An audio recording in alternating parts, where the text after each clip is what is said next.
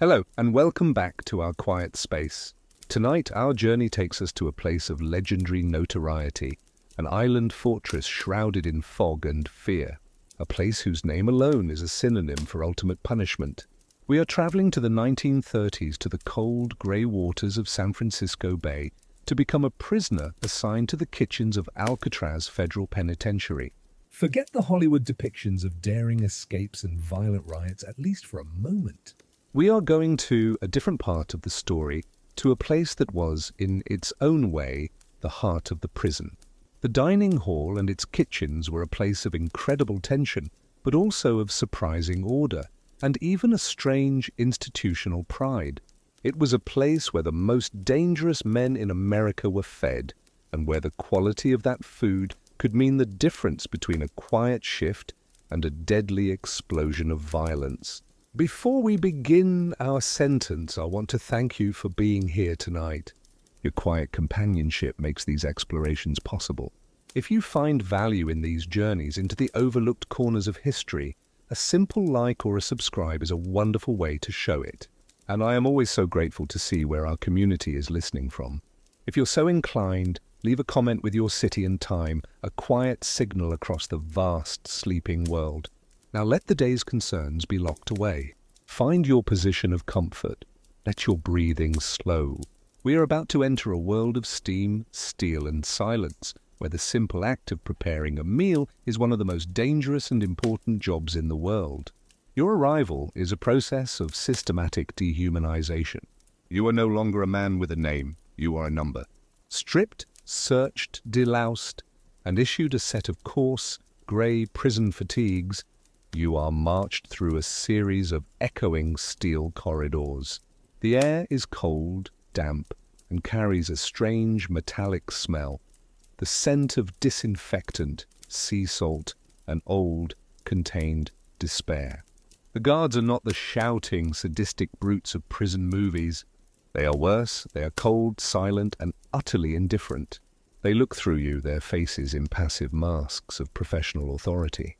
You are a new fish, fresh meat, and every eye in the cell blocks follows you as you are led through the main corridor, known as Broadway. The noise is a low, constant, animalistic hum, a mixture of coughs, murmurs, and the clanging of steel on steel. It is the sound of hundreds of men caged. You are not a hardened killer or a famous gangster. Perhaps you were a bank robber, a kidnapper, a man whose escape attempts from other federal prisons earned you a one-way ticket to this final, inescapable destination.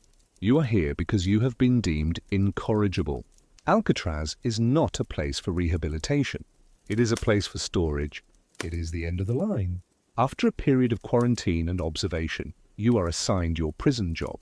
You are not sent to the laundry or the workshops or the dreaded solitary confinement of D Block.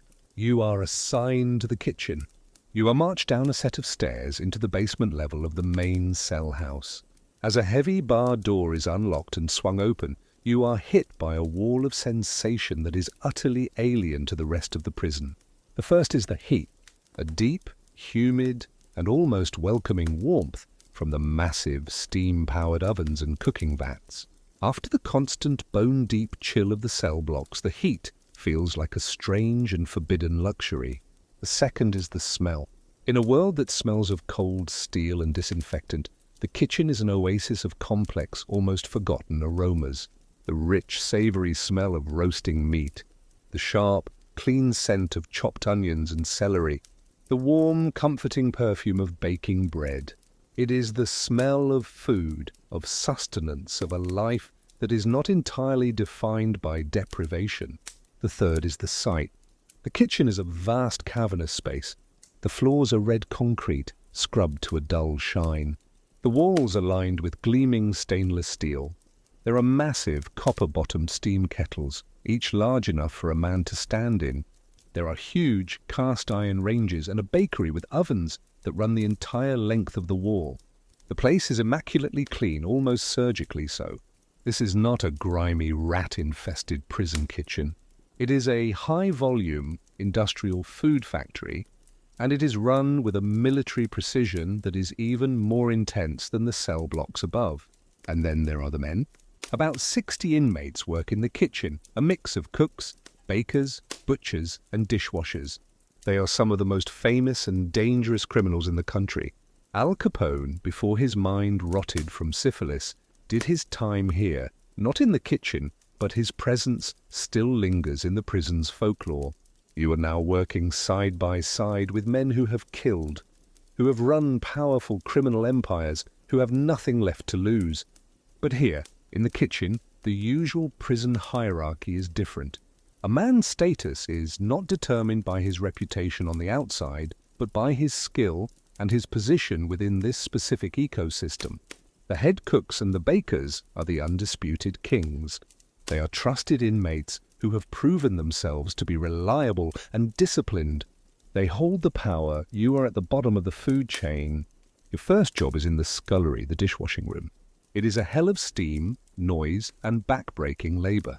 You stand for hours before a massive galvanized steel sink, your hands plunged in scalding, greasy water. A relentless river of metal trays, cups, and utensils flows towards you from the dining hall above. Your job is to scrub, to rinse, and to pass them on to be sterilized in the great steam closets. The work is mind-numbing, but you quickly learn it requires a state of hyper-awareness.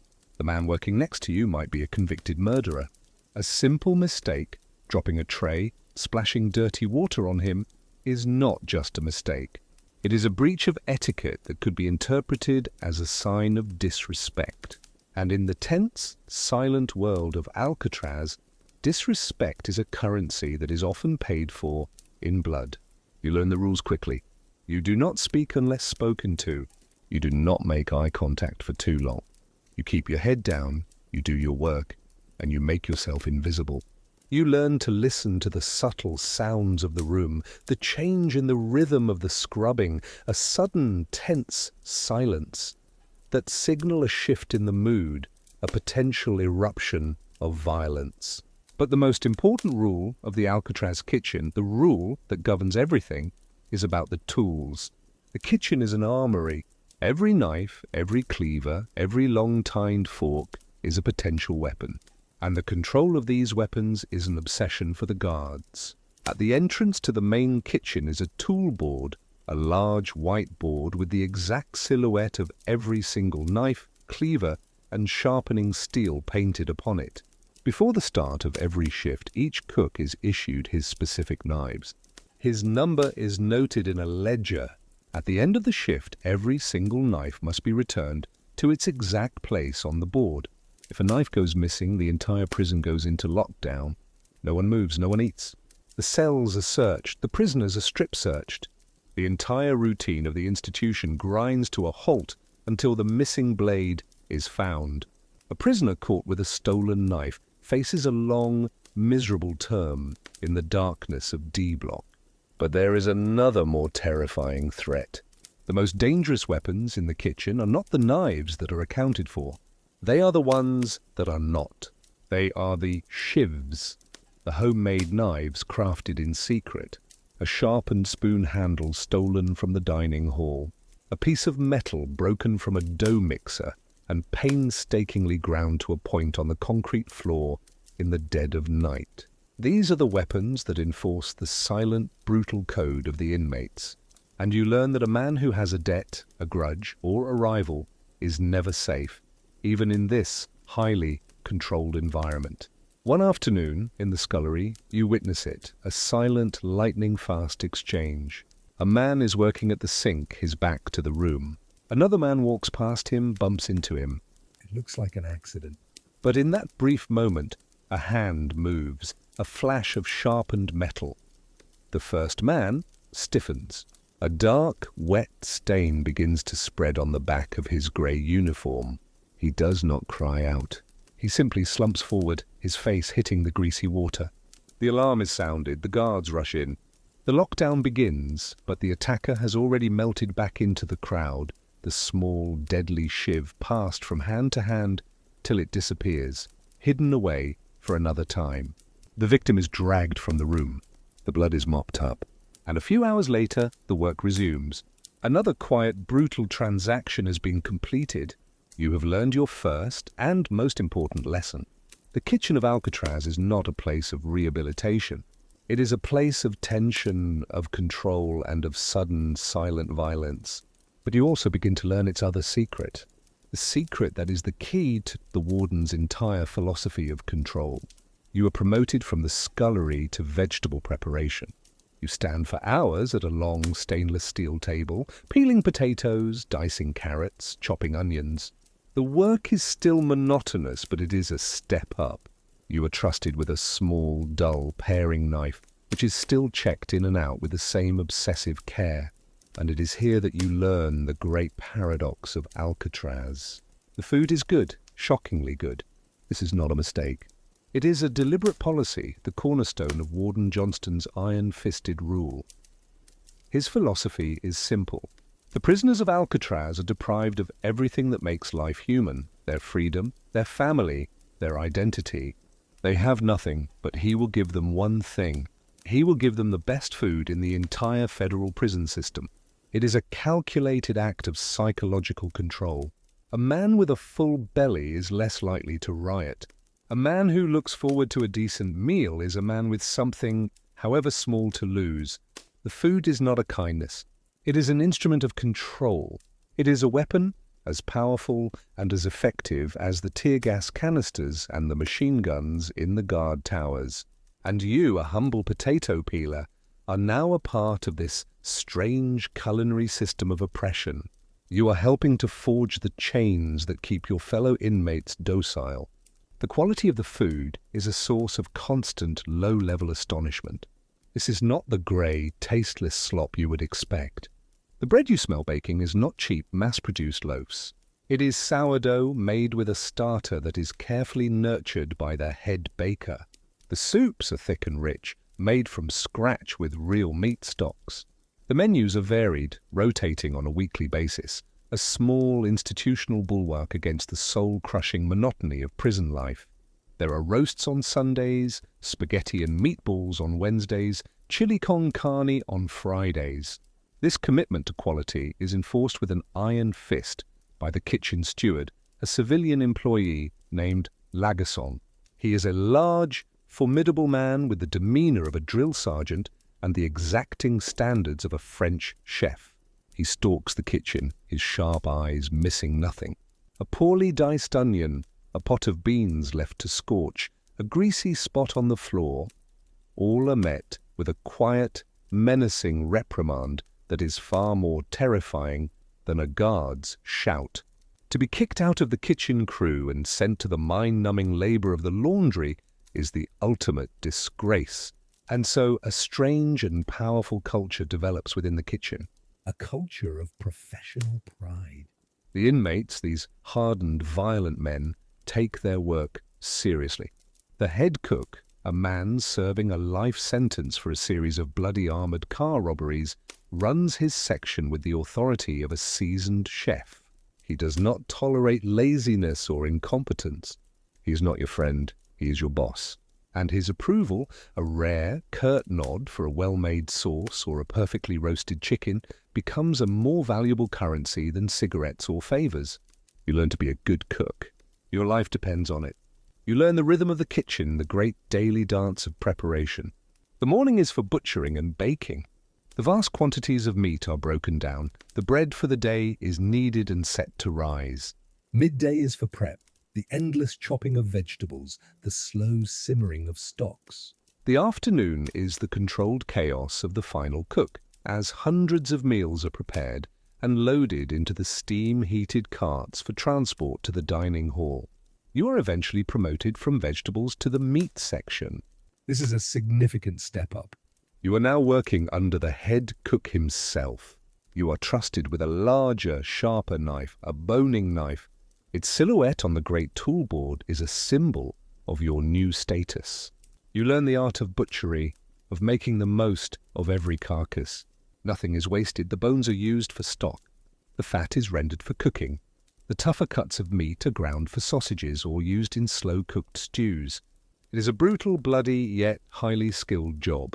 And it is here that you learn another of the kitchen's secrets, the source of its power.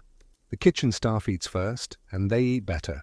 While the general population receives the standard high-quality meal, the kitchen crew gets the choicest cuts.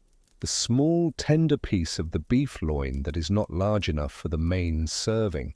The fresh hot bread, straight from the oven.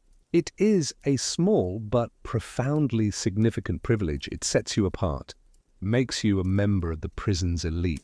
This privilege, however, comes with a terrible risk. The kitchen is the source of all food, and therefore it is the focus of all the hunger and resentment of the general population. The men in the cell blocks know that you eat better than they do. They watch you as you march to and from your work assignments. Their eyes are cold and hungry. They see you not as a fellow inmate, but as one of the privileged, a part of the system that oppresses them. Smuggling food out of the kitchen is one of the most common and most dangerous crimes in the prison. A man might try to hide a bread roll in his shirt or a piece of sausage in his pocket to eat later in his cell or to trade for cigarettes or protection. If he is caught by a guard, the punishment is severe. But if he is seen by the wrong inmate, the consequences can be even worse. A man who is known to be able to get extra food is a target. He will be pressured, threatened, and eventually, if he does not comply, he will be stabbed. You learn to be scrupulously honest. You eat your fill in the kitchen, but you never, ever take anything out. Your survival depends on maintaining a reputation for being untouchable, for not participating in the dangerous black market of smuggled food. But the most dangerous time of all is not in the kitchen itself. It is in the dining hall. 3 times a day, the entire prison population of over 250 men is gathered in one large, high-ceilinged room. It is the most volatile and dangerous place in Alcatraz. The dining hall is known as the gas house, and for good reason. High up on the ceiling, there are strange metal canisters. These are tear gas canisters, remotely controlled from a guard station in the rafters. The guards are a constant, heavily armed presence, patrolling the catwalks above, their rifles and machine guns pointed down at the diners. The rules of the dining hall are absolute and enforced with zero tolerance. You enter in single file, you take a tray, you are served your food, you go to an assigned seat. You eat, you do not talk. Silence is mandatory. The only sounds are the scraping of utensils on metal trays and the shuffling of feet. When you are finished, you place your utensils on your tray in a specific way to show you are done. You wait for your entire table to be finished. Then you stand as a group and march out in single file. The entire process of feeding 250 of the nation's most dangerous men is a silent, high-speed, and incredibly tense ballet of control. Why the silence? Why the extreme security? Because the dining hall is the one place where the inmates are all together. It is the one place where a riot could realistically be started. A single overturned table, a single shouted word could be the spark that ignites the entire powder keg. And the kitchen staff is at the very center of this tension. You are the ones who serve the food. You stand behind the steam tables, your ladle in your hand, and you look out at the faces of the men you are feeding. You see the anger, the despair, the simmering resentment. A man who feels he has been given a smaller portion of meat than the man next to him is not just a disgruntled diner. He is a man who has been publicly disrespected, whose status has been challenged, and he will remember your face. You learn to be a diplomat. You learn to make every portion exactly the same. You learn to move with a calm, efficient, and impersonal grace. You do not make eye contact. You are a machine dispensing food. Your anonymity is your shield. But even with all these precautions, the dining hall is a place of constant, low-level warfare. A silent message can be passed with a glance. A rival can be marked by a man accidentally spilling salt near his plate, and the utensils, the simple, heavy metal forks and spoons, are a constant source of anxiety. Every single utensil is counted. After every meal, as the trays come back to your scullery, the forks, spoons, and knives, which are only given for certain meals and have rounded ends, are meticulously counted. There is a specific number for the entire prison, and that number must be met. A single missing spoon can trigger a lockdown, because a missing spoon is not just a piece of cutlery. In the hands of a determined inmate, it is the raw material for a weapon. It can be stolen, taken back to a cell, and over weeks of patient, silent work, its handle can be ground against the concrete floor into a sharp, deadly point. One evening, after the dinner service, the count is off. A spoon is missing, the alarm is raised. The lockdown begins, the guards are furious. The warden is furious, the inmates are furious, their precious, predictable routine shattered. They are confined to their cells, which are then turned upside toss in a desperate search. The spoon is not found. For the next 3 days, the prison is in a state of high tension. Privileges are revoked, the mood is ugly. The guards are on edge, and the inmates are sullen and angry. The pressure on the kitchen staff is immense. It was on our watch in our department that the breach occurred. The guards look at you with suspicion. The other inmates look at you with contempt. On the 4th day, the spoon reappears. It is found mysteriously in the bottom of a vat of soup in the kitchen, discovered by one of the cooks. No one knows how it got there. No one asks. It was likely stolen by an inmate who, realizing the intense heat it was bringing down on everyone, decided to discreetly return it to the system. The lockdown is lifted, the routine is restored. But the incident has left its mark. It is a reminder that the order in Alcatraz is a fragile, temporary thing. It is a constant battle between the absolute control of the administration and the relentless, simmering chaos of the inmates. And the kitchen, the place of warmth and food and strange professional pride, is the front line in that never-ending war. Life in the kitchen crew is a world unto itself, a society with its own laws, its own currency, and its own unforgiving politics. As you spend more time there, graduating from the meat station to assisting the bakers, you begin to understand these subtle, unwritten rules. Your position is one of privilege, but that privilege is conditional, maintained by a delicate balance of skill, silence, and situational awareness. The bakery is the heart of the kitchen's aristocracy. The head baker, a quiet, meticulous inmate named Schmidt, is a man of immense and understated power. He is a German immigrant, a master baker who was convicted for his role as the accountant in a sophisticated counterfeiting ring. He is not a violent man, but he commands a level of respect that even the most feared killers in the prison do not challenge. This is because he controls the most desired substance in Alcatraz, sugar. While the meals are wholesome, they are not sweet. Desserts are a rare and treasured commodity, served only on major holidays. But the bakery, in the course of its daily work, has access to flour, yeast, shortening, and most importantly, sugar and raisins. In Schmidt's hands, these simple ingredients become a source of immense influence. You learn the art of baking bread under his stern tutelage.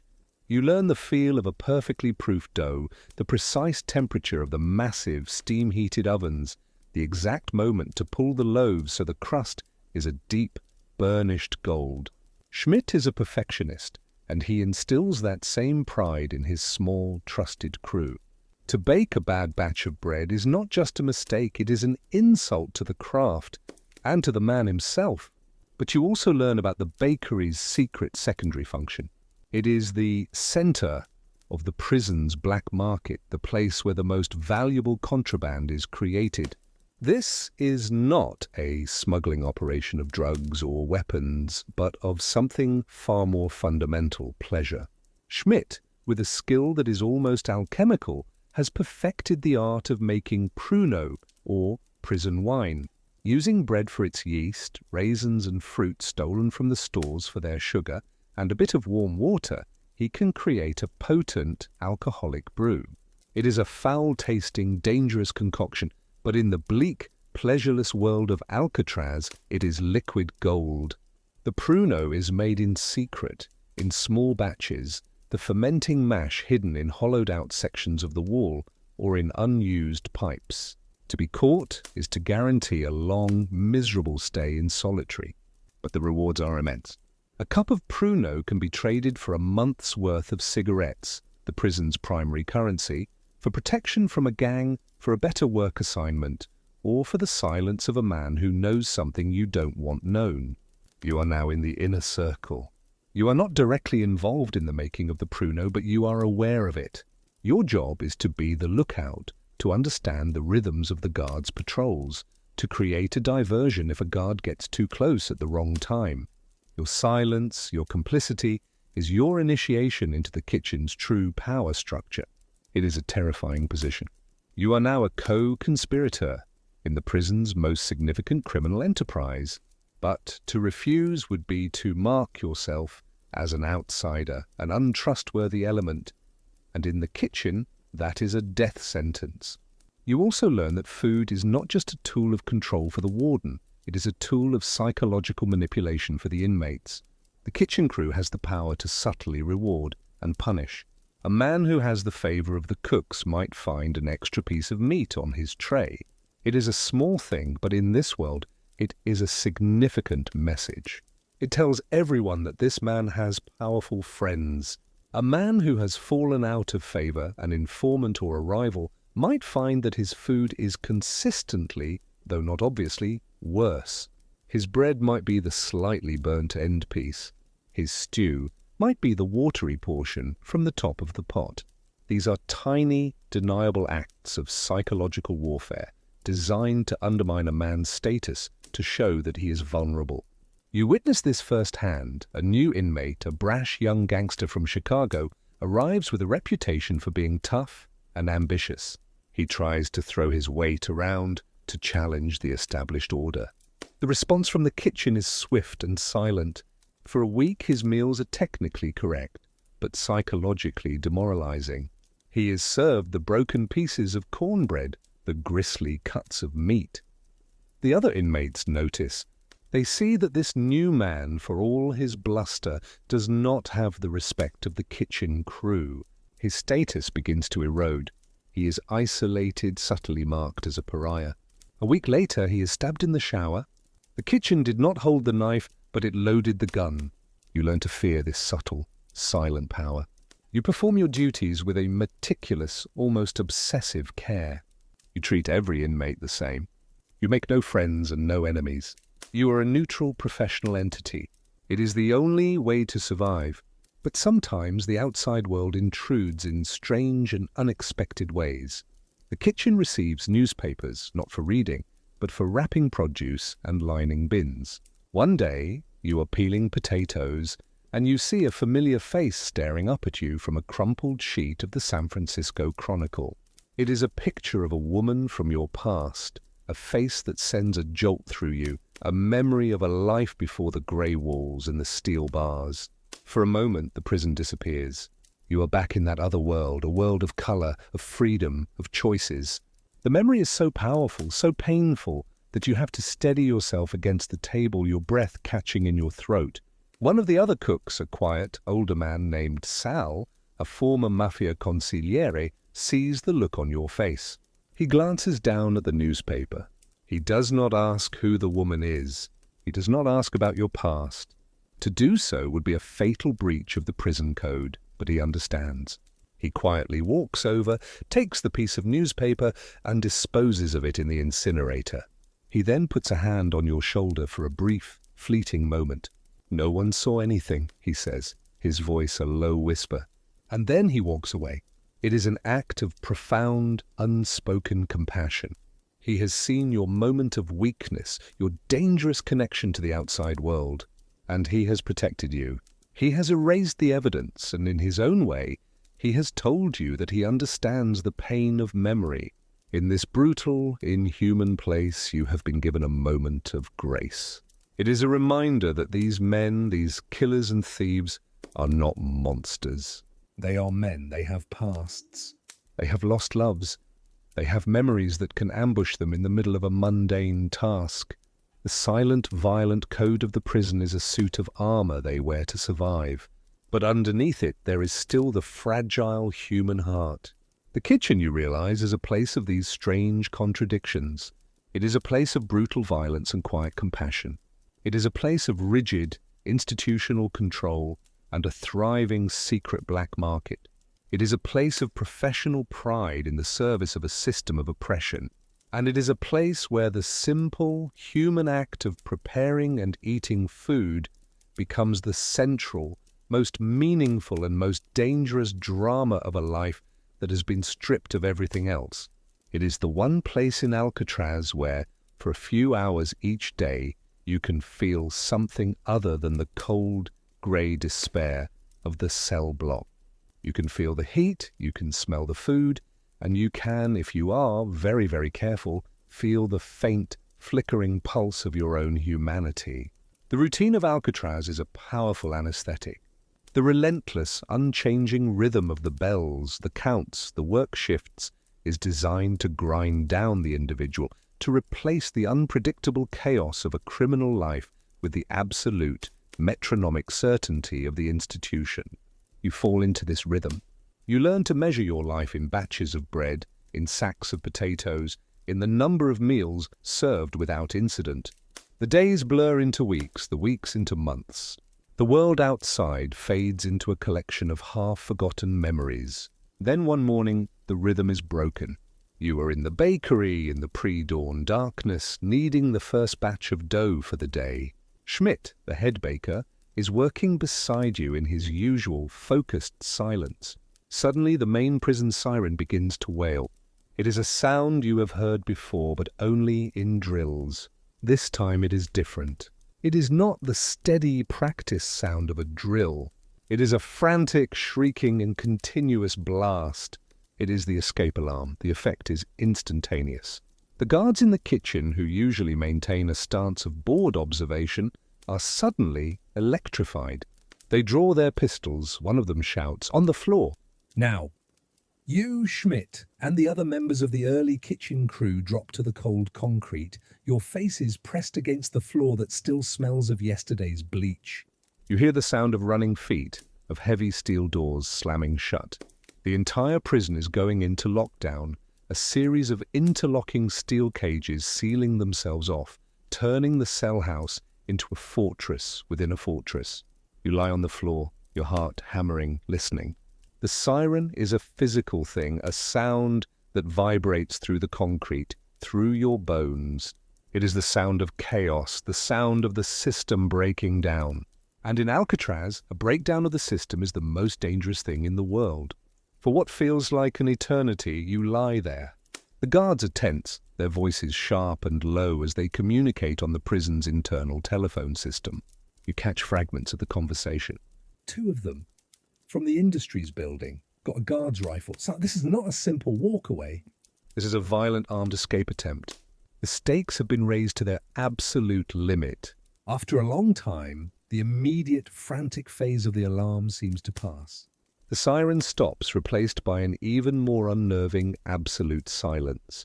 You are told to get up. The lockdown is total. No one is moving anywhere in the prison. The men in the cell blocks are locked in their cells. The guards are at their battle stations. And the kitchen is now the most critical non-military asset in the institution. The prison cannot function without food. A lockdown can last for days, and the hundreds of angry, frightened men locked in their cells must be fed. To fail to do so would be to invite a full-blown riot, an explosion of rage that would be far more dangerous than the two escapees. The kitchen steward, Lagerson, and the captain of the guards enter the kitchen. Their faces are grim. Lagerson addresses the assembled kitchen crew. "There is an ongoing escape attempt," he says, his voice flat and hard. "The prison is in a state of emergency. Your routine is suspended. You will now follow the emergency feeding protocol. You will prepare a simplified cold meal. Sandwiches, fruit. Coffee. It will be delivered to the cell blocks, cell by cell. The dining hall is closed until the situation is resolved." He looks at each of you in turn. The toolboard is now under double guard. No inmate will handle any tool sharper than a butter knife. The butchers and bakers will assist with general preparation. Any man who causes the slightest trouble, any man who is not working at 100% efficiency, will be removed and placed in segregation. Do you understand? A low murmur of assent goes through the crew. You understand perfectly. The usual fragile truce between the inmates and the guards is suspended. The kitchen is now operating under martial law. The work begins is a different kind of work. The usual practiced rhythm is gone, replaced by a tense, silent urgency.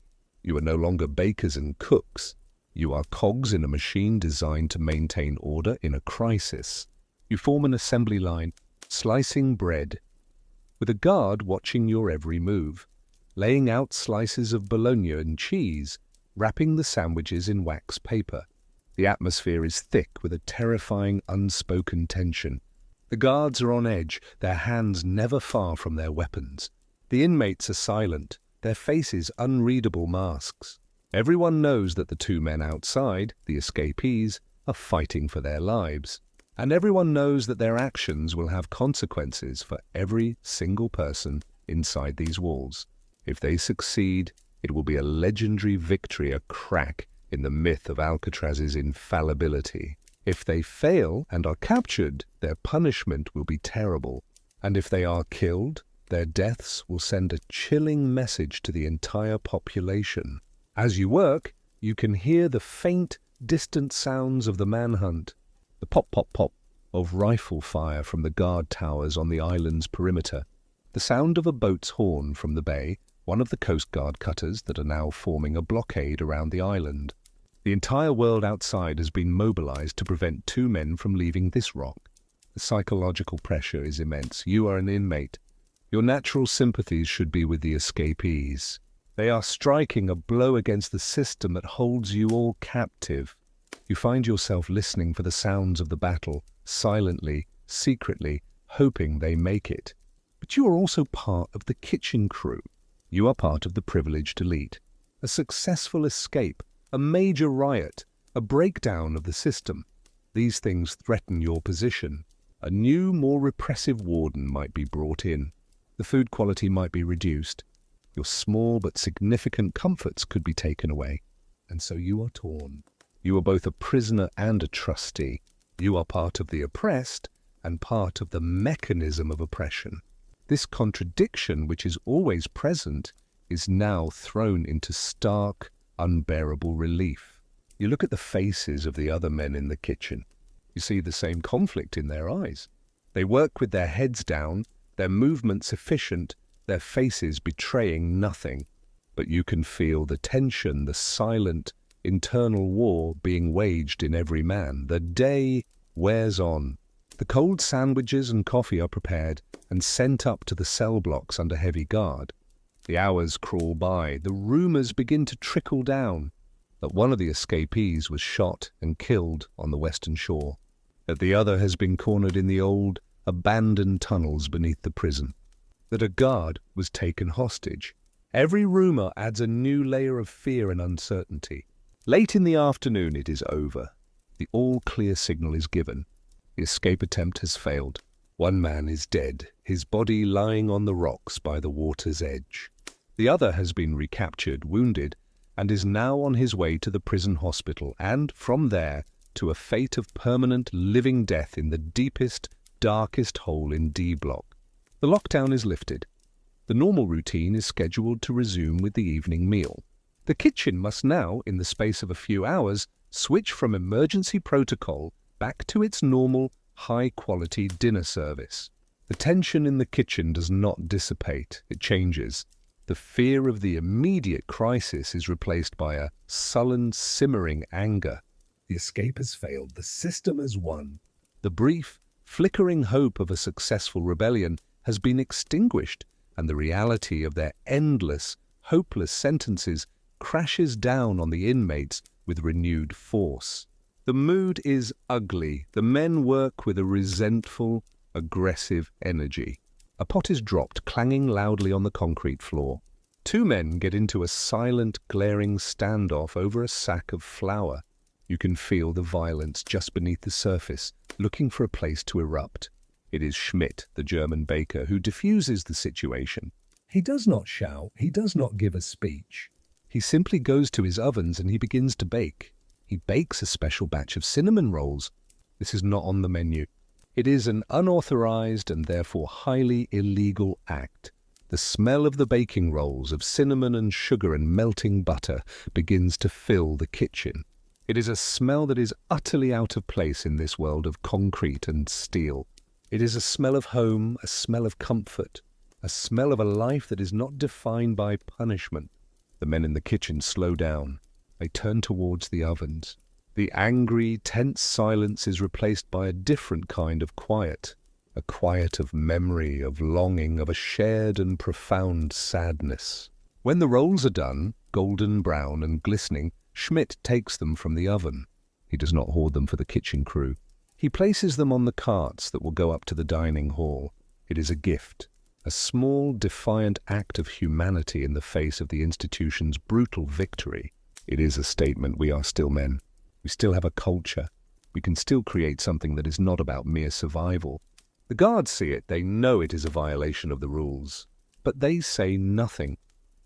Perhaps in that moment even they understand that the prison is a powder keg, and that a simple tray of cinnamon rolls might be a more effective tool for maintaining order than a loaded rifle. That evening, in the silent, tense dining hall, every inmate receives a warm, fresh cinnamon roll on his tray. It is a moment of silent communion, a shared acknowledgement of the day's tragedy, and a shared, defiant taste of a sweetness that the institution cannot completely crush. You are a part of this. You helped to mix the dough. You helped to roll them out. You have participated in an act of quiet culinary rebellion. And as you stand behind the serving line, placing a roll on each tray, you lock eyes for a brief moment with an inmate you have never spoken to. He is a hard-faced man, a killer. But in his eyes you see a flicker of something you have not seen before. It is gratitude. In the aftermath of the failed escape, in the depths of the prison's despair, the kitchen has done more than just provide food. It has provided a moment of grace, and you understand with a new clarity the profound and complex power of your work. You are not just feeding bodies, you are managing souls. The failed escape attempt leaves a long, dark shadow over the prison. A new, more repressive disciplinary regime is put in place. Privileges are curtailed. The guards are more watchful, their tolerance for minor infractions reduced to zero. The brief, hopeful camaraderie of the cinnamon roll incident evaporates, replaced by a renewed atmosphere of suspicion and sullen resentment. The invisible walls between the inmates grow thicker and higher. It is during this period that some of the most notorious figures in American criminal history pass through your kitchen, not as legends, but as fellow prisoners, stripped of their outside world power and subjected to the same grinding routine as everyone else. Alvin Creepy Carpus, once labeled public enemy number 1 by the FBI, is assigned to the bakery. He is a quiet, surprisingly intelligent man who spends his days methodically kneading dough, his famous, surgically altered fingerprints dusted with flour. He rarely speaks, but you sometimes see him staring out of the small, barred kitchen window that offers a sliver of a view of the Golden Gate Bridge, his eyes holding a look of profound, calculating patience, the look of a man who is not resigned to his fate, but is simply waiting for his next opportunity, however long it takes. George Machine Gun Kelly, a man whose fearsome reputation was largely a creation of the press and his ambitious wife, works for a time in the scullery. He is a pathetic figure, a broken man who has none of the swagger of his legend. He is terrified of the other, genuinely hard inmates. He does his work, his head down, and is constantly trying to curry favor with the guards. He is a living demonstration that a reputation built on headlines means nothing within these walls. Here, a man is judged not by his past, but by his present capacity for violence and his ability to endure. But the most surreal and unsettling presence is that of Robert Stroud, the famous birdman of Alcatraz. He is, of course, not allowed to keep birds here. That part of his life ended when he was transferred from Leavenworth. In Alcatraz, he is just another lifer, considered one of the most dangerous and difficult inmates in the system due to his intelligence and his utter contempt for authority. For a time, Stroud is assigned to the hospital orderly detail, but when he is caught experimenting with the pharmacy's chemicals, he is reassigned. He is sent to the kitchen. He is put on the vegetable peeling line, the most monotonous job, a deliberate humiliation for a man of his intellect. He works beside you. He does not speak for weeks. He simply peels potatoes with a focused, almost scientific intensity, as if he is trying to solve a complex intellectual puzzle within each potato. And one day he speaks to you. He does not ask about you. He does not talk about the prison. He begins a quiet, unsolicited lecture on the fungal diseases of canaries. His voice is a dry, academic monotone. He speaks of avian diphtheria, of septicemia, of the proper way to diagnose a respiratory infection in a small bird. He speaks with an incredible, encyclopedic knowledge and a deep, almost loving passion. You are standing in the heart of America's most brutal prison, next to a convicted double murderer, and you are receiving a world-class education in ornithological pathology. The absurdity of it is breathtaking. You just nod and continue to peel your potatoes, as this strange, brilliant, and dangerous man lectures the empty air about the diseases of the birds he is no longer allowed to see. It is a profound insight into the nature of long-term incarceration. The mind deprived of all normal stimulation will turn inwards and feed upon itself. Stroud's birds were not just a hobby, they were a lifeline. They were a complex intellectual world he could control and master, a substitute for the freedom and purpose he had lost. Now deprived even of that, his mind is forced to simply replay his old knowledge, to endlessly rehearse his lost expertise. It is a form of living death. You begin to feel the effects of this mental attrition on yourself. The years are passing. The faces in the kitchen change as men are transferred, die, or are driven mad, but you remain. The work, which was once a source of strange pride, has become a form of automation. Your hands can bone a chicken or knead a loaf of bread without any conscious thought. Your mind is left to wander, and it wanders to dangerous places. You find yourself becoming obsessed with the small details of the kitchen, the exact number of tiles on the floor, the pattern of the rust stains on a copper pot. You begin to create small, secret rituals. You must always place your paring knife on the toolboard with the handle pointing at a precise 45-degree angle. You must always stack the bread pans in the same unvarying sequence. These are not quirks, they are survival mechanisms. They are an attempt to impose a tiny sliver of personal order onto a world of absolute institutional control.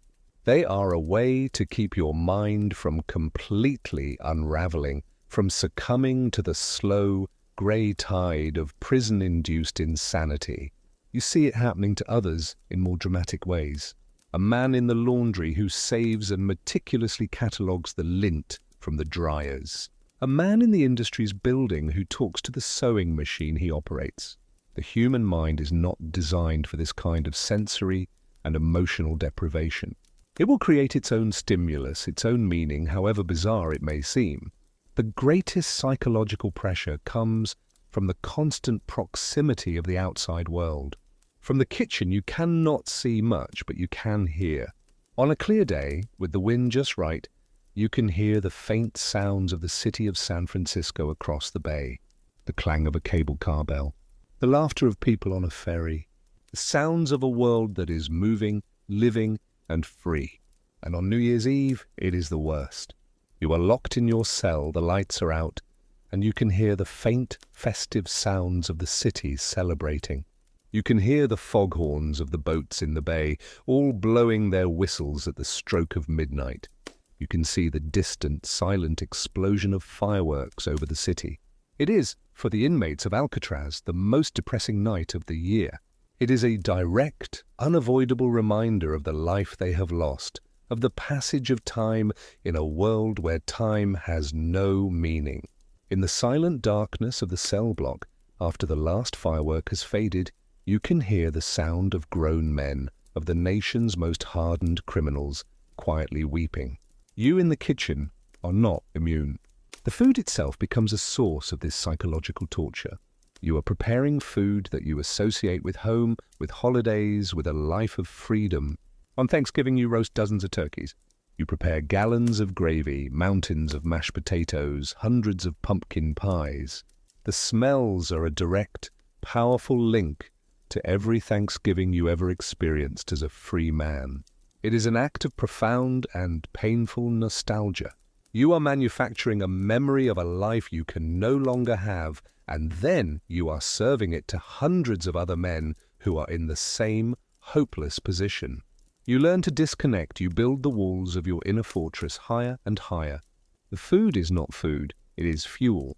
The ingredients are not a connection to the outside world. They are simply industrial inputs.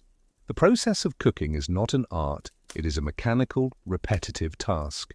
It is the only way to protect yourself from the constant, low-level pain of memory. But sometimes the wall cracks. One day, a new shipment of oranges arrives from Southern California. As you open the wooden crate, the burst of fresh citrus scent is so unexpected, so powerful, that it momentarily stuns you. It is the smell of sunshine. It is the smell of open fields. It is the smell of a world that is not grey and cold and damp. For a moment, you are not in the basement of Alcatraz. You are a child standing in a grove of orange trees, the warm sun on your face. The memory is so vivid, so real, that you feel a wave of dizziness. Sal, the old consigliere, is working beside you. He sees the look on your face. He understands. He takes an orange from the crate. When the guard's back is turned, he quickly, expertly, peels it in a single, long, continuous spiral. He hands you a segment. "Eat!" he whispers, before the memory fades. You put the piece of orange in your mouth. The explosion of sweet, bright, clean flavor is a shock. It is the taste of life. It is the taste of freedom. And it is the most delicious and the most painful thing you have ever eaten. It is a reminder of everything you have lost. A reminder that even after all these years, deep inside the hardened shell of the prisoner, the free man still remembers what the sun tastes like. The years continue to grind on, each one indistinguishable from the last. The world outside is changing in ways you can barely imagine. The Second World War comes and goes, a distant, abstract event, heard about in censored news clippings and the talk of new guards. The 1950s arrive, an age of prosperity and booming optimism for the country, but within the walls of Alcatraz, time remains frozen, a stagnant pool of grey, unchanging routine. You are an old man now by prison standards. Your hair is grey. Your body is stooped from years of hunching over cutting boards and kneading troughs. You are what the inmates call a lifer, not in the legal sense, but in the practical one. You have been here so long that the world outside has become more of a dream than a memory. You are a ghost haunting the warm, steamy confines of the kitchen. You have risen through the ranks. Schmidt, the old German baker, has finally been transferred to a medical facility, his mind and body broken by decades of incarceration. You have inherited his position. You are now the head baker. It is the pinnacle of the inmate hierarchy, a position of immense trust and quiet power. You are responsible for the most important, most morale-dependent product in the prison, the bread. But the institution you now serve is in a state of slow, inexorable decay. The Rock is a harsh and unforgiving environment, not just for the men, but for the building itself. The constant salt spray from the bay is corrosive. It eats away at the concrete. It rusts the steel of the cell bars. The prison is literally dissolving back into the sea. The maintenance costs are astronomical. The logistics of supplying an island prison, ferrying in every drop of fresh water, every sack of flour, every side of beef, are becoming prohibitively expensive. The prison, once a shining modern symbol of ultimate punishment, is becoming an old, crumbling, and ruinously expensive relic. The changes are felt in the kitchen, the budgets are tightened. The once unquestioned quality of the ingredients begins to slip. The prime cuts of beef are sometimes replaced with tougher, cheaper grades. The fresh produce is not always as fresh. You and the other senior cooks must now use all your accumulated skill and ingenuity to turn these inferior ingredients into the high-quality meals the inmates have come to expect. To fail is to risk upsetting the delicate psychological balance of the prison, a balance that is already becoming frayed. The character of the inmates is changing too. The legendary gangsters of the 1930s, the Capones and the Kellys, are mostly gone, dead, transferred, or driven mad. They are replaced by a new, more desperate and often more violent generation of post-war criminals. The old, unspoken code of the prison, the rigid hierarchy that maintained a semblance of order, begins to break down. There are more fights, more challenges to the established leaders, more random acts of violence. The kitchen, once a relative sanctuary of professional order, is no longer immune. You must now contend with younger, more reckless inmates on your crew who do not share the old-timers' sense of pride in the work. They are lazy, disrespectful. They see the kitchen not as a craft, but simply as an opportunity for theft and black marketeering. You must manage them with a delicate combination of intimidation. Your long tenure and your alliance with other old-timers like Sal give you immense status and weary pragmatism. One day, you are in the storeroom taking inventory. A young, cocky inmate, a new transfer from Atlanta, is with you. He accidentally drops a crate of canned peaches. Several of the cans are dented, making them technically unfit for general serving. "Guess we'll have to throw these out, old man," he says, a sly grin on his face. He is testing you. He expects you to let him take the dented cans, to let them become part of the prison's black market, in exchange for a cut of the profits. You look at him and you see the future. You see the slow erosion of the standards, the decay of the order that has kept this place from exploding for decades. You feel a surge of cold, hard anger. This is your kitchen, this is your domain. You do not raise your voice. You do not threaten him. You simply pick up one of the dented cans. You look him directly in the eye. "The peaches are bruised," you say, your voice quiet and steady. "We will use them to make a cobbler for the general population." On Sunday, you turn and walk away, leaving him standing there amidst the dented cans. You have not just refused his offer, you have asserted your authority in the most profound way possible. You have taken his attempt at corruption and you have turned it into a gift for the entire prison.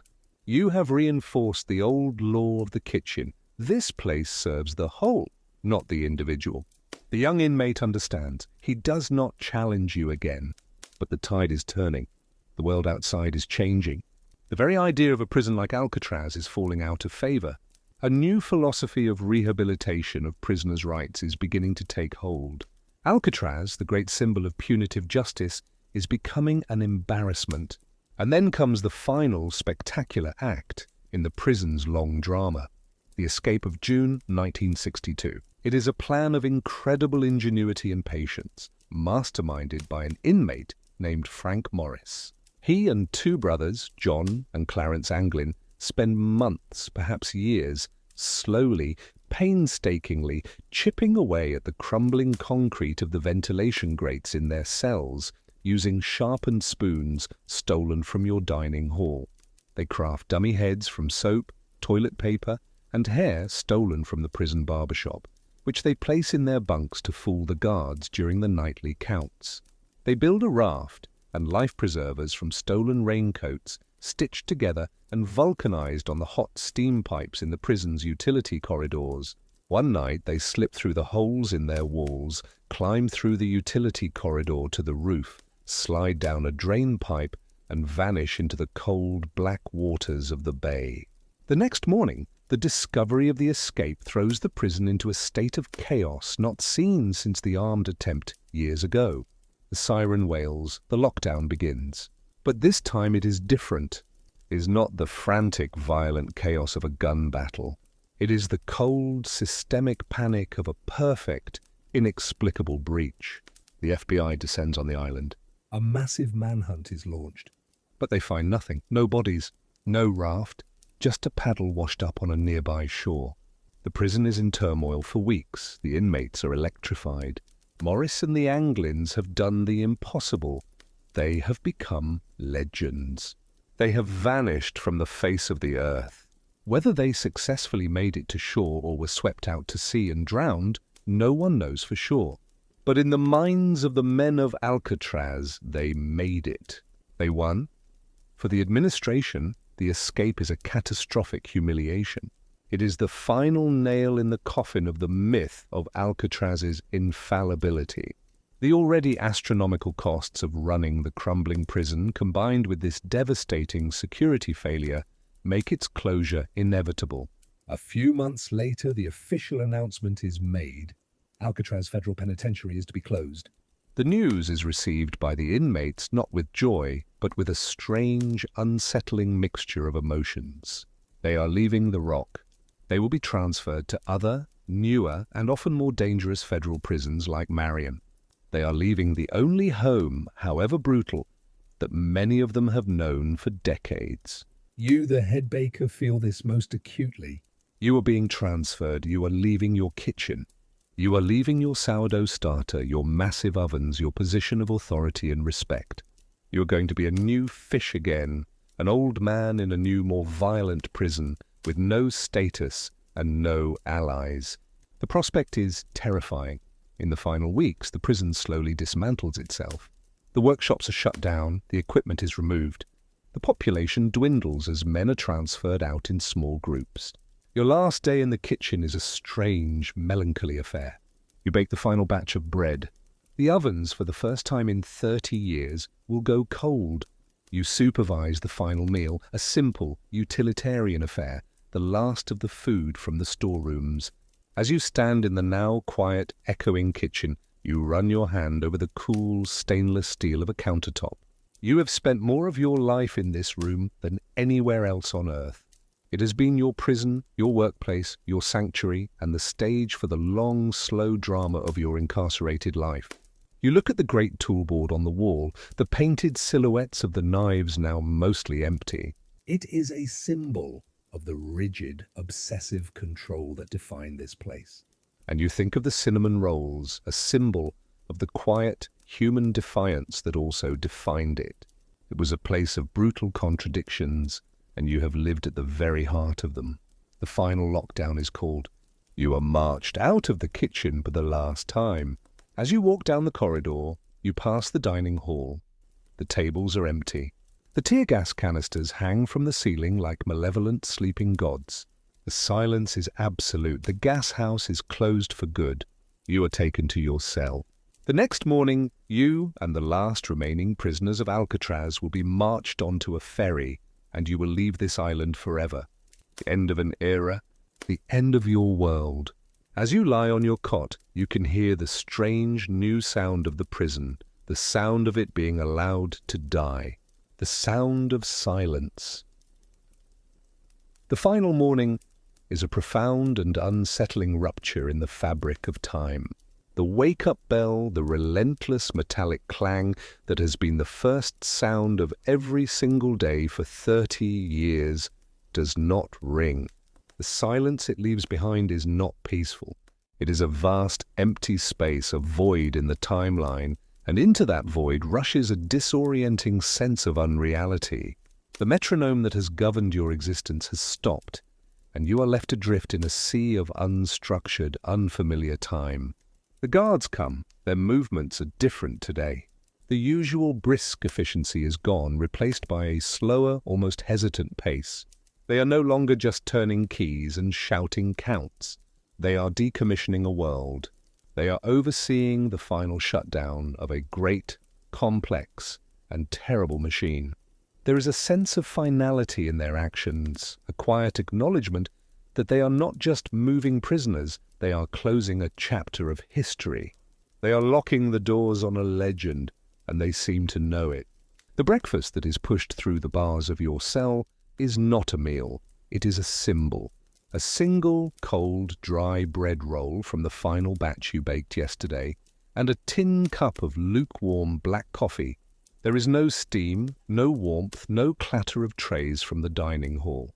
The heart of the prison, your kitchen, is already cold. You eat the bread, and each dry, crumbly bite is a eulogy. This is the last bread of Alcatraz.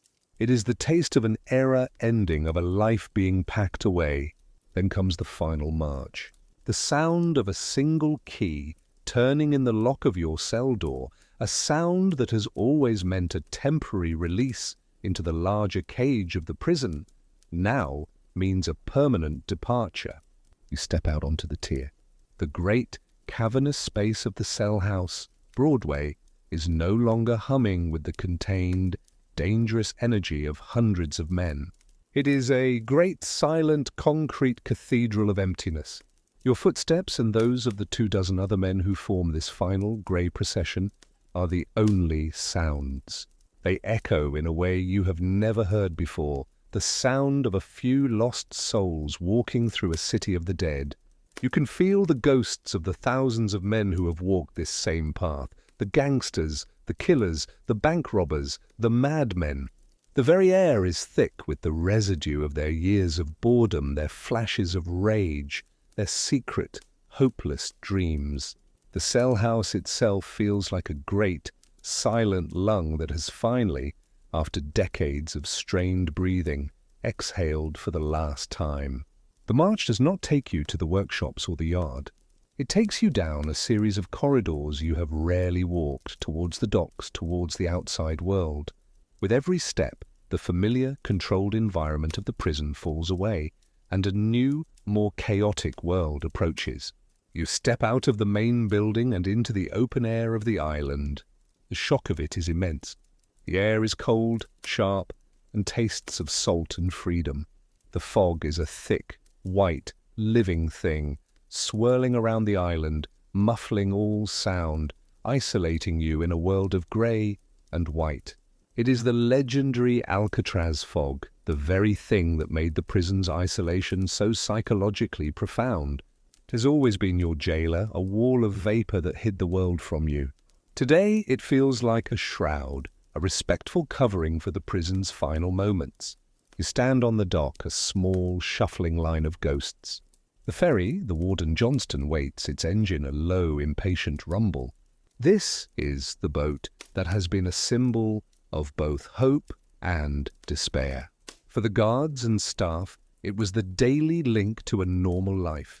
For the inmates, it was the vessel that brought new men to this hopeless place, and the one that carried away the mail, the only fragile thread connecting them to a world they had lost. Now it is a hearse here to carry the last living remnants of Alcatraz away. As you wait to board, you look back. You look up at the rock. The cell house, the guard towers, the warden's elegant, incongruous house. From this low angle, the prison looks less like a building and more like a monstrous organic growth, a grey, concrete fungus that has sprouted from the rock. It is a monument to the very idea of hopelessness, a place designed by men to crush the spirits of other men. And it has been your home. You file onto the ferry. The steel deck is cold and wet under your thin prison shoes. You are herded like weary cattle into a caged-off section at the stern. The gate is chained and padlocked. Even in this final moment of departure, you are still cargo, still a numbered object to be managed and controlled. Then, with a deep groan of protest from its mooring lines and a churn of the propeller that turns the grey water to a dirty white, the boat begins to move. You are pulling away. The gap of water between the ferry and the dock widens. The final physical connection to the rock is severed. You watch the island recede. It is the view every inmate has fantasized about, the scene played out in a million restless, sleepless nights.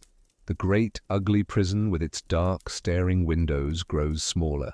The lighthouse, which has been the first and last light for so many, shrinks against the sky.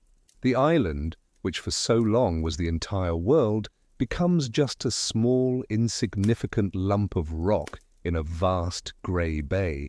But the feeling that rises in you is not the wild, triumphant joy of escape. It is a deep, profound, and terrifying sense of dislocation. The world has been defined by that rock. Your life has been structured by its rules, its bells, its dangers. You knew the protocols, you knew the hierarchies, you knew how to survive. You had carved out a place for yourself in that brutal ecosystem. You were the head baker. You had status, you had a purpose. Out here on the choppy, indifferent water of the bay, who are you? The title head baker of Alcatraz is now meaningless. It is the credential of a defunct kingdom. You are being transported to a new prison, a new world with new rules and new predators. You will be a new fish once more, but this time you are an old, tired man. The prospect of starting again, of learning a new system, of establishing a new place in a new hierarchy of violence is utterly, soul-crushingly exhausting. The freedom you have dreamed of for 30 years is not the warm, welcoming embrace you imagined. It is a cold, terrifying void. As the ferry nears the San Francisco waterfront, the fog begins to thin. The city emerges from the grey, a fantastical skyline of buildings taller than you have ever seen, of bridges that seem to defy gravity. The noise of it rolls across the water, a deep, complex, and utterly alien roar, the sound of a future you have no part in. You see cars, sleek and colourful, moving at incredible speeds. You see people on the streets dressed in clothes of a style you do not recognise. The world has not just moved on, it has mutated. You are a time traveller, emerging from a lost world into a future that is not yours. The ferry docks at a heavily guarded military pier, far from the public ferry terminals. A windowless grey bus is waiting, its engine already running. The final stage of your journey will be one of sensory deprivation. You are marched off the boat, the solid, unmoving ground of the mainland, a strange and unsettling sensation after years of living on a small, contained island. You are loaded onto the bus. The door closes with a pneumatic hiss, sealing you in. The bus begins to move, and you are plunged into the heart of a city you cannot see. You can only feel its vibrations, its stops and starts, and hear the muted sounds of its life. You are a ghost, passing unseen through the world of the living. You are alone with your thoughts now in the rumbling darkness of the bus. And your mind, unbidden, returns to the only place it now truly knows. It returns to the kitchen. You see it with a perfect, painful clarity. The great gleaming copper kettles, the long stainless steel tables scrubbed and scarred with the marks of 1,000,000 cuts. The vast black maw of the ovens, you can smell it. The yeasty, comforting scent of rising dough. The sharp, clean smell of chopped onions. The deep, savoury aroma of roasting meat. The smells that defined your existence. You think of the men you worked with. Their faces, which you have tried so hard to forget, now rise up in your memory with a startling clarity. Schmidt, his hands always dusted with flour. Sal, his eyes holding a deep, ancient sadness. Carpis, the quiet professional. Kelly, the broken boaster. Stroud, the brilliant madman. They were your colleagues. They were your crew.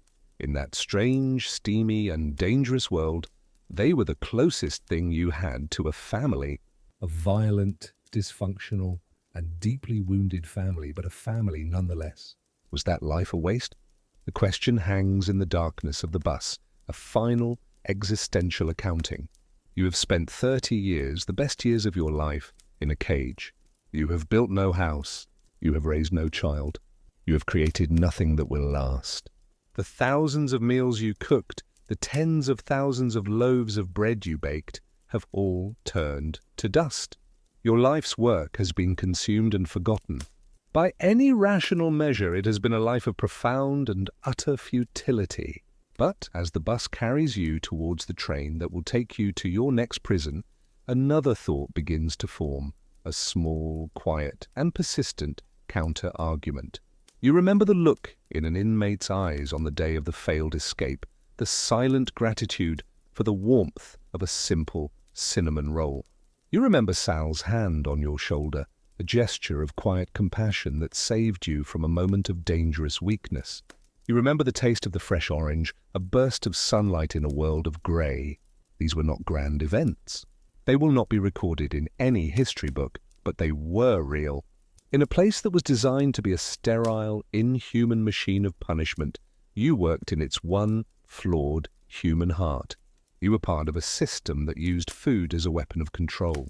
But you were also part of a culture that used food as a language of status, of rebellion, of memory, and sometimes even of grace. You did not just bake bread.